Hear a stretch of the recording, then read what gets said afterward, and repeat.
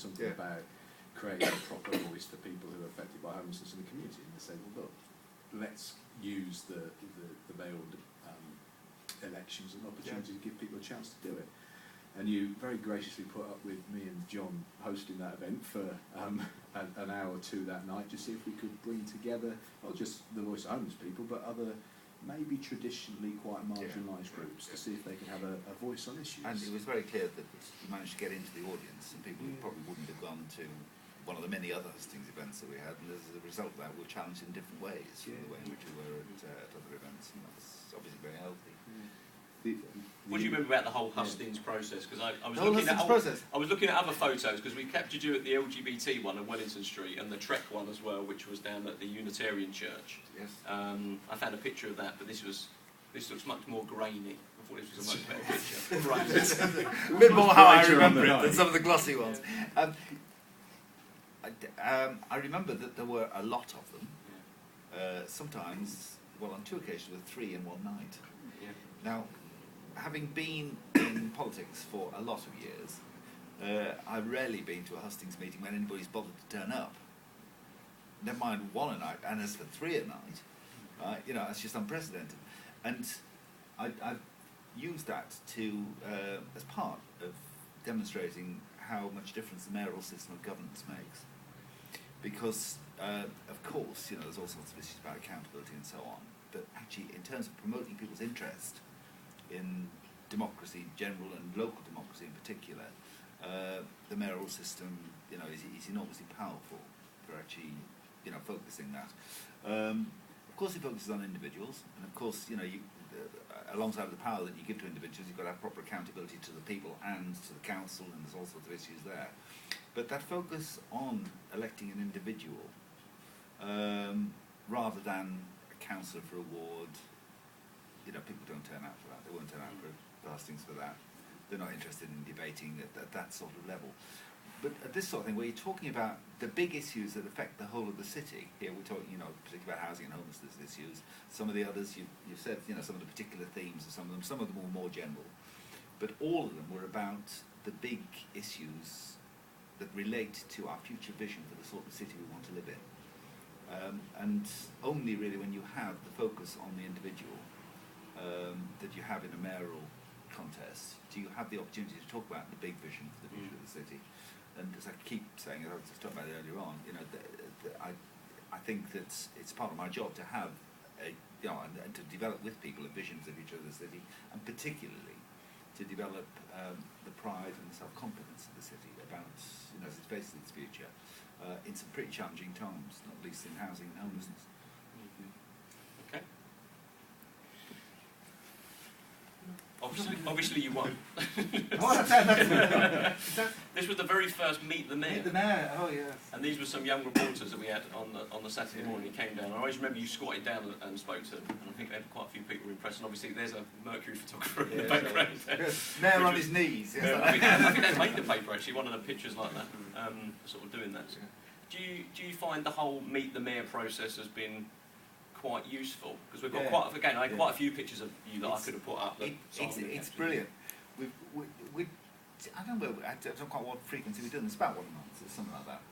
So we've done quite a load now.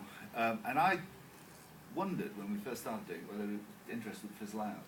And it hasn't. People do turn up for them. We promote them quite well in advance. And there tend to be people from the particular community that, you know, we're going to, but not just that.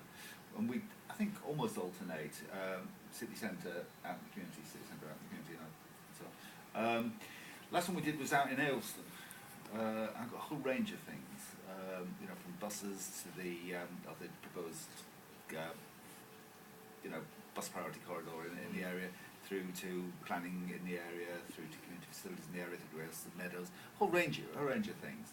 And I think the people who were there felt it was useful. I certainly did, because you get, okay, it's not a sort of scientific, you know, sample of what matters to people, but you do get a flavour of what people are thinking out there about their area and their community. And what struck me about Ayleston, again, while I was out there, was just how the extent to which people there actually still view it essentially as a village. It's quite interesting that, you know, it's only when you're out there talking to people that you actually get an understanding of how they think about their area. And they talk about it as Ayleston Village, and actually think, to some extent at least, in terms of it, as being a distinct community. And it's when you're out there doing that sort of meet the mayor thing that that strikes you, and you hear it, and you get you get an appreciation of how it, which no amount of talking in the city centre would ever enable you to do it, or even no amount of talking with local ward councillors would ever enable you to fully appreciate it. It's actually talking directly to the people and hearing them. There obviously you've got those people that consider where they live, in a particular way. And I remember having a conversation when we did Wave with Holly about sort of LE tours and LE freers and all the sort of young people and this kind of post-Cold War, the perception that it's there.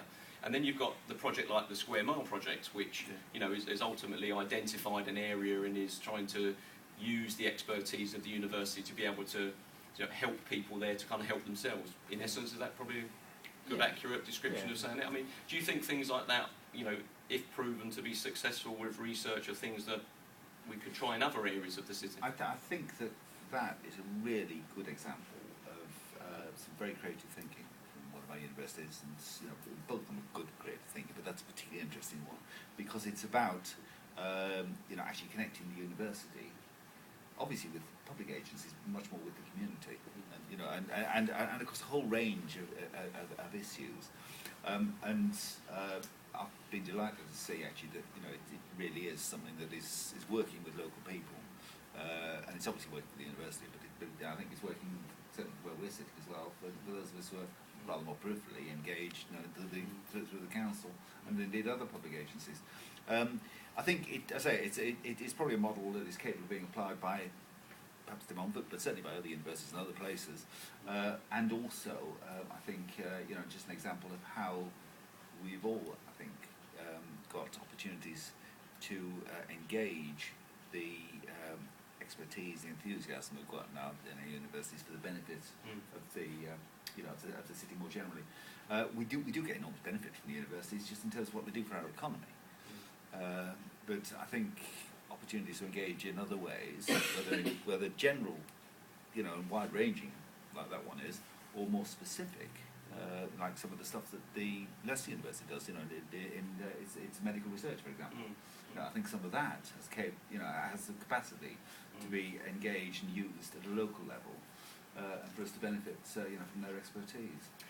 One of the things I always say to people is when we set Citizens Eye up was about it was for individuals or community groups, whether that was faith or no faith, a geographic area in the Leicester or Leicestershire, but also a demographic group. And obviously we've got various news agencies which somehow I've managed to let get out of hand to about 20, and I know Tina's quite pleased I'm going to rationalise that down to about 6. But I think, how do we make sure that any of these geographic based projects and things like that connect with groups that maybe are spread in wider areas but are kind of come together maybe under, say, the disability banner? And I'm really pleased that Steve's come down from Action Deafness Books, thank you very much, and Pete's here as well from CISO and Rethink Your Mind around mental health. We're trying to work here and make sure those kind of projects are not left behind, because a lot of the stuff gets done around geography. No, I don't think there's a straightforward answer to this. I think that we have some geographic communities that are well connected in to what's happening in the city. We have some communities of particular need or particular interest that are well connected in. I think we have some ethnic communities that are well connected in. We also, in all of those categories, communities that are not. And we often congratulate ourselves on our so-called community cohesion in Leicester. Well, actually, we do some things very well, but there's some things that we don't do particularly well. I don't have a sort of panacea answer to that. I just think we have to be aware that what is now called community cohesion is always work in progress. It's always work in progress, and it is not just about matters of religion or ethnicity. It's also about other interests and other communities defined in lots of different ways. You cut this community thing in lots of different directions, and ethnicity and religion is only one way of cutting this community thing, and how people self-define themselves as communities is what really matters.